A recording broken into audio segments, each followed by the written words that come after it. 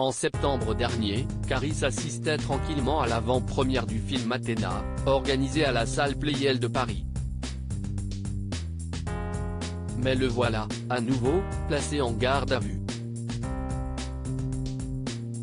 Ce mercredi 9 novembre 2022, le rappeur a effectivement été pris en charge par le commissariat de Sainte-Geneviève-des-Bois à la suite d'une plainte, pour violence, déposée par son ancienne compagne Linda P., selon les informations exclusives du journal Le Parisien.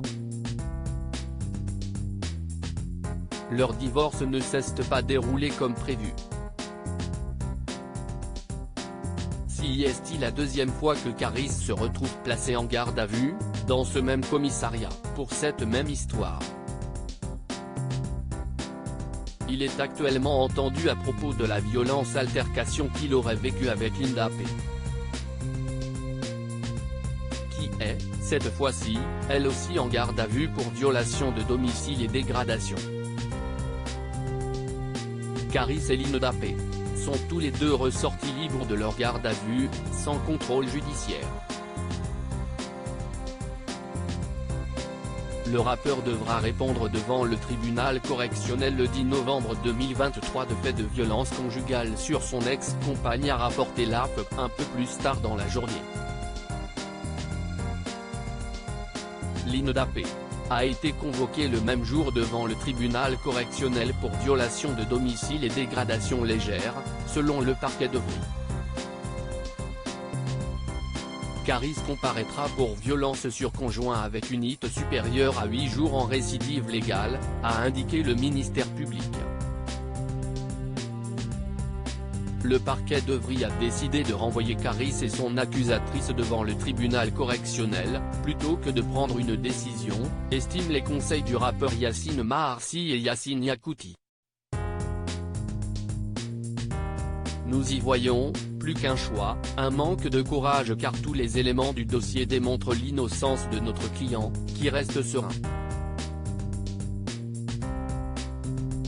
Le tribunal ne pourra que prononcer une relaxe, juge encore les deux conseils. Cette décision était prévisible pour les avocats de l'ex-compagne, Adrien Gabot et Sema Akman, tant pour leur cliente qui a reconnu les faits que pour Caris qui, malgré ses grossières dénégations, est convoqué, ce qui corrobore la plainte déposée par notre cliente et le travail des enquêteurs. Rappel des faits: les faits remontent au mois de janvier 2022. Caris, de son vrai nom Okouniakour, avait été accusé de violence par son ancienne épouse, et mère de son enfant, Linda P. Cette dernière assurait que le rappeur, avec qui elle a été en couple pendant 14 ans, l'aurait bousculé, l'aurait enfermé dans son garage et l'aurait alors frappé avec ses poings et ses pieds. Il l'aurait ensuite poussé vers la sortie en lui jetant les ongles qu'il lui aurait arrachés en la battant.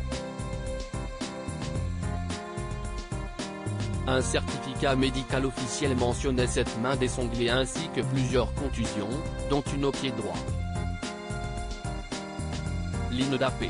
avait dû se déplacer, par la suite, en béquille pendant 2 semaines. Ce sera l'occasion de confirmer les violences odieuses et lâches de Caris sur son ex-compagne, expliquait à l'époque me Adrien Gabot, l'avocat de la défense. Malgré toutes les tentatives à l'encontre de ma cliente, celle-ci est très déterminée à faire valoir ses droits. Le parquet d'Evry-Courcouronnes avait ouvert une enquête préliminaire et Caris avait, de son côté, déposé une plainte pour dénonciation calomnieuse.